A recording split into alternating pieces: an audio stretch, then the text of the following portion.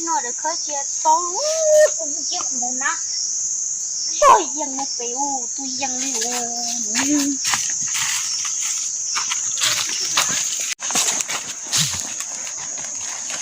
ô chị cũng đầu ô tôi rồi nè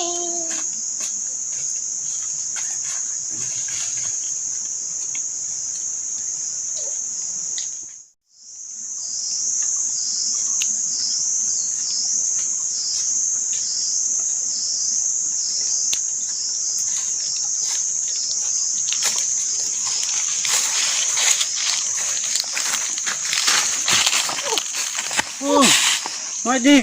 Mau rồi. Mau bà. Mau thì không. Mau. Chị, em có bao gặp bác cháu của sống. Bác cháu à? Bác cháu của sống, chị mua được chơi. Mau rồi đi theo. Mới chưa à? Ủa, tôi cũng đã lâu rồi. Mình chờ đợi anh đó. Đi theo rồi mua à? Mua. Ôi, mình đợi thái rồi nhé chị. Cái mới thải rượu em cho. Rồi.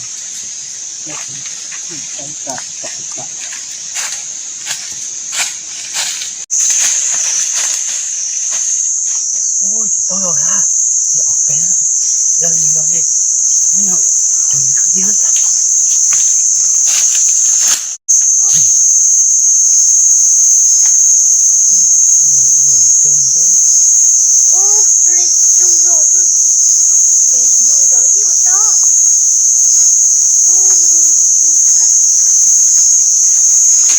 Nó chi?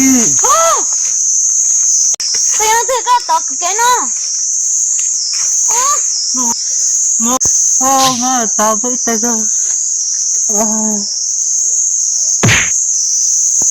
Tôi chỉ số. Tôi mở tao rồi. Có sợ, chắc có lúc như mua cho con à. Ui dông này.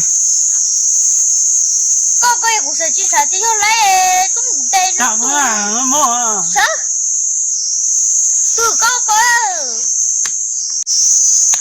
Ui sao vậy, mua nó ta ha, ui mua chuyện mua hàng ngô. Mua thứ nào? Mua ơi. Cái tôi mua. Ôi ta mua ép cái á. Cái khai cha na có tôi này nó con tôi này bó có nè. Cái tôi này khẩn cổ này lấy từ. Wow. Ôi chứ mua chuyện ta chơi mua ép hay ạ.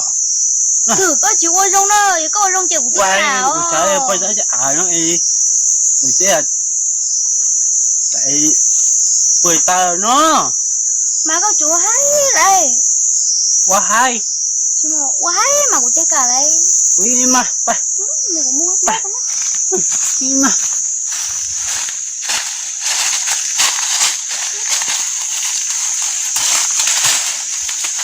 Có lôi rồng nó. Ôi giời mà. Rồng nó. Ủa. Sao rồi bị chị nó.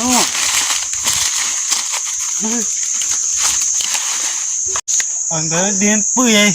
Rồng nó. Nó nát cho nó. Ui giời nói rồi. Thế là hát cái rồi.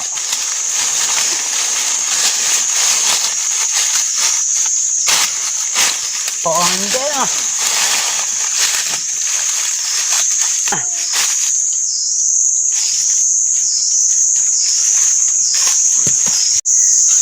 Cái điều rồi có thôi chuẩn có của tất cả các thằng nó bút bèo chỉ có một cái chữ tính còn chơi mong cô Ai ơi thế thì có bay á bay nó cũng nói là đã lâu rồi đã nhưng mà nhớ chéo